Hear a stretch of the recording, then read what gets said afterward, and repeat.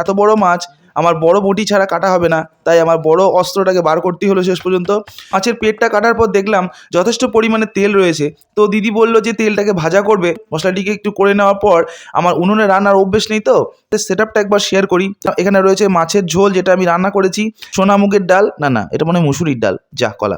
তারপর ছিল আমাদের একটি বড় মাছের টক। তো চলুন শুরু করি এবার।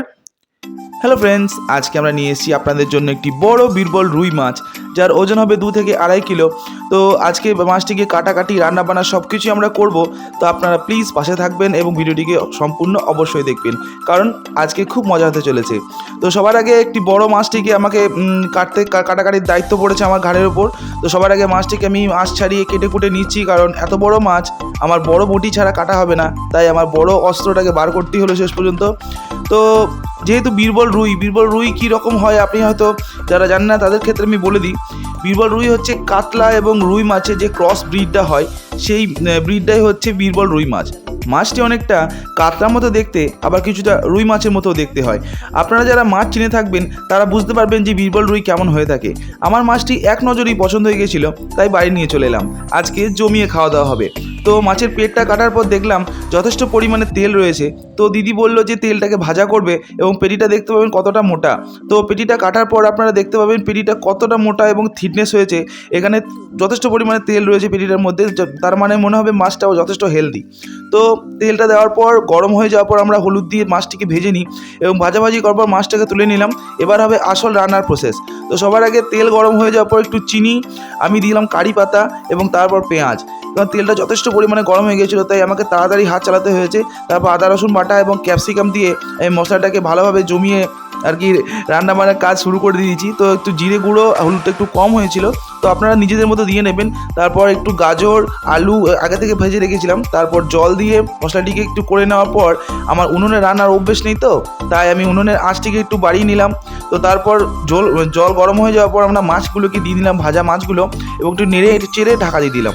তারপর মা আগের প্রসেসটিকে শুরু করেছে, আমি একটু ক্যামেরা ধরাতে ব্যস্ত ছিলাম। তো এখানে দেখতে পাবেন কালারটা খুবই সুন্দর এসছে, মাছ রান্না একদম কমপ্লিট হয়ে গেছে।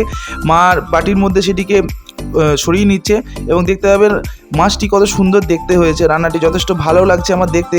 এবার দেখা যাক আমার ভাতের থালায় খেতে কেমন লাগে। এখানে যথেষ্ট গনগনে আঁচ রয়েছে, শীতকালে হাত সেঁকতে যথেষ্ট ভালো লাগে।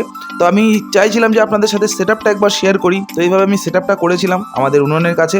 তো এখানে দেখতে পাবেন প্রথমে এখানে রয়েছে মাছের ঝোল, যেটা আমি রান্না করেছি।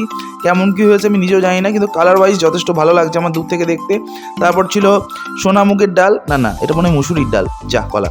তো তারপর ছিল পোস্ত এবং একটি পাঁচমিশালি চচ্চড়ি তরকারি। তারপর ছিল আমাদের একটি বড় মাছের টক, যেটা আমার মা খুব পছন্দ, মানে মা খুব সুন্দর বানায়, আমার অতটা পছন্দ না, মা খুব ভালোবাসে। আপনারা কারা কারা বড় মাছের টক খেতে ভালোবাসেন অবশ্যই আমাকে লিখে জানাবেন। তো তারপর আমরা ভাতের মধ্যে মাছের ঝোলটিকে ঢেলে নিই এবং আমার ভাগ্যে 3 পিস মাছ জোটে। তো মাছের পেটিটা ছাড়িয়ে আমি আমার বাইটটাকে রেডি করছি। তো এই দেখুন আমার বাইট রেডি। তো চলুন শুরু করি এবার। মুখের মধ্যে দেওয়ার পর বোঝা গেল যে নুনটা একটু কম হয়েছে এবং মাছটি অ্যাভারেজ রান্না হয়েছে। আমি বুঝেই গিয়েছিলাম, কারণ তেলটা যথেষ্ট পরিমাণে গরম হয়ে গিয়েছিলো। রান্নাবান্না আমাকে তাড়াতাড়ি করতে হয়েছে, তো রান্নাবান্নাটা খুব একটা ভালো হয়নি। মানে বলতে গেলে খিদে থাকলে খাওয়া যাবে, কিন্তু এমনি নর্মালি খেতে গেলে একটু সমস্যা, আমার খুব একটা পছন্দ হয়নি। তো এই ছিল আজকের ভিডিও। আপনারা জানাবেন আপনাদের কেমন লেগেছে এবং রেসিপিটা আপনারা বাড়িতে অবশ্যই বানিয়ে দেখবেন। আপনাদের কেমন লাগছে বা কেমন লেগেছে আমাকে কমেন্ট বক্সে অবশ্যই লিখে জানাবেন। আজকের মতো এটুকুই, দেখা হচ্ছে নেক্সট ভিডিওতে। ভালো থাকবেন, সুস্থ থাকবেন, ধন্যবাদ।